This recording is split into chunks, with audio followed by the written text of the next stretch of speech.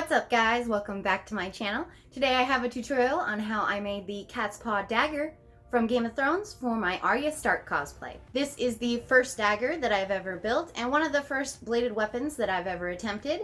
So hopefully this tutorial should be easy enough to follow along for just about anyone to also make a Catspaw Dagger. Before we get into the build, just a reminder that I just recently launched a Patreon with rewards that are focused on helping other cosplayers. It's basically like you get a virtual look over my shoulder on everything I'm working on for my contest cosplays for 2020. So if you're interested in that, I will have a link in the description below and you should totally check it out. Alright, let's get to building.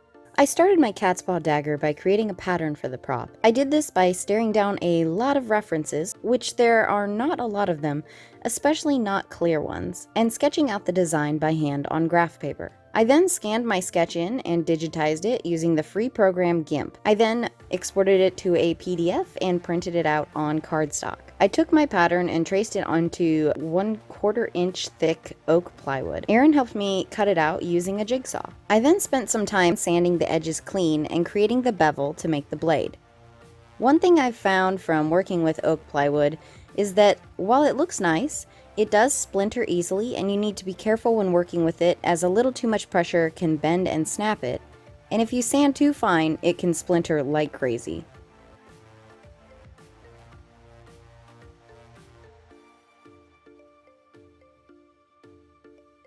Now this is where I messed up. So I should have burned the little slot thing into the blade, but nah, my brain shut down and I just skipped that, I guess. I had to go back and fix it later, which did suck, so be sure to carve that bit in before moving on to the next step. I primed my blade with wood glue to protect it and give it a smooth and even base coat for painting. I did about 3 coats and then I put down my black acrylic base coat.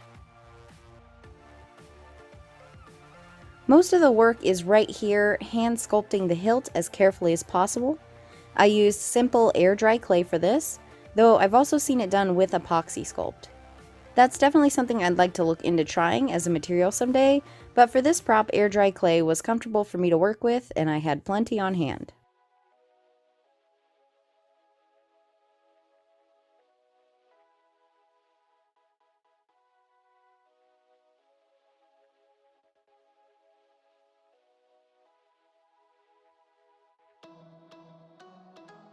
I used a lot of things to sculpt the hilt, like paintbrushes, a broken math compass, and even the occasional proper sculpting tools. I focused on sculpting one side at a time, letting the first side dry for about 36 hours before moving on to the other. I didn't focus on too many details in this step, mostly I was concerned with getting the basic shape down. Once my clay was dry, I took a very fine grinding stone to help carve out more of the curves. A Dremel is a powerful sanding tool, and clay is not the strongest material, so if you do this, you want to be very careful not to take big chunks out of your clay. I ended up filling in the holes I had originally created for the gems, and decided I would build up an edge around the gem instead of trying to create the perfect slot for gems to sit in. And I think this was a smart way to go with it. I used this stabby boy, which is definitely an actual sculpting tool that I don't know the name of, but it came from a sculpting tool kit, and I used that to carve my lines into the clay. As you can see, this created a lot of tearing of the clay and roughness, so I then used a dry brush to get excess clay dust out of the carved lines.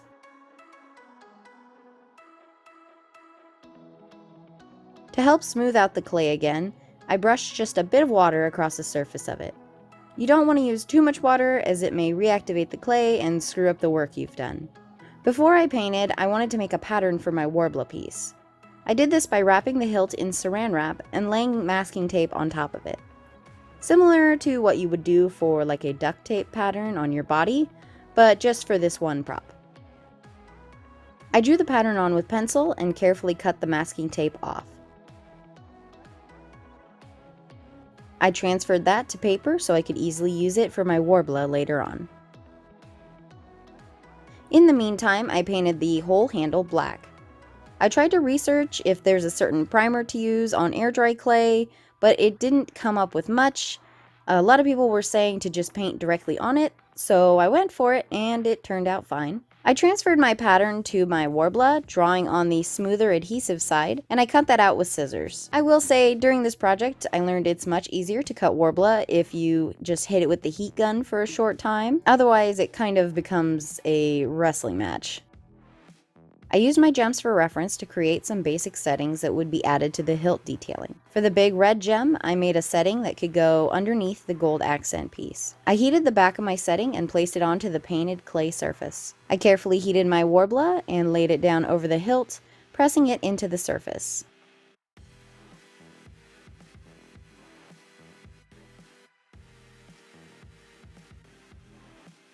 So I didn't care for the harsh edge of the Worbla, so I sanded it down a bit with my Dremel to try to soften that up.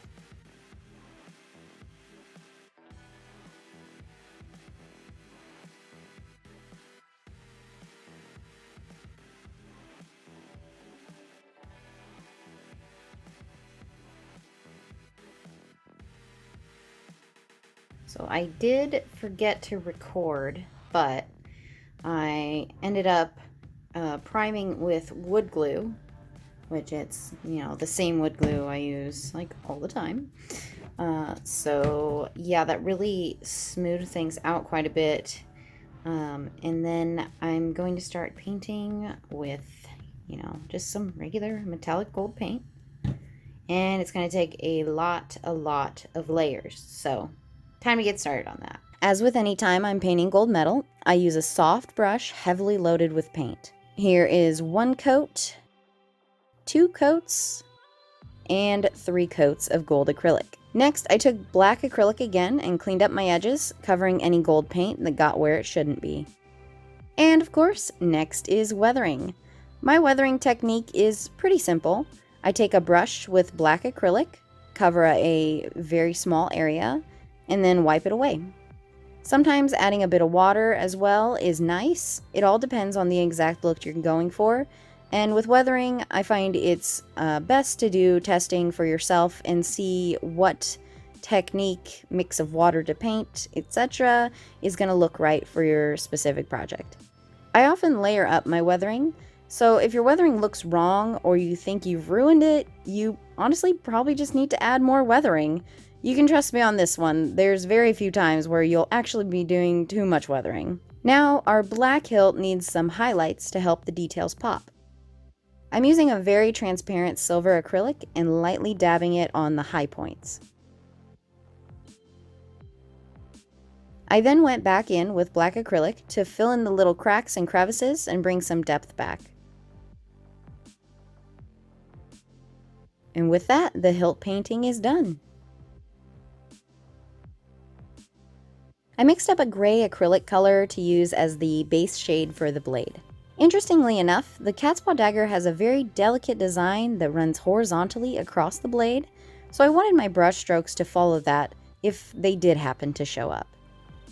With the gold accent piece on the hilt done, I was very careful when painting in the little ditches between the prongs on the hilt.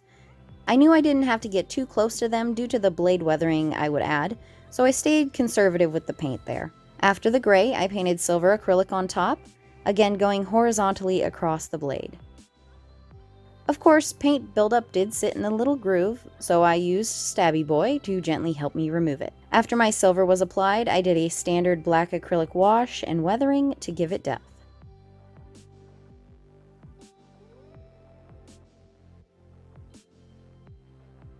To make the small detailing pop, I brought in watered down black acrylic and a super small fine brush and gently added the lines.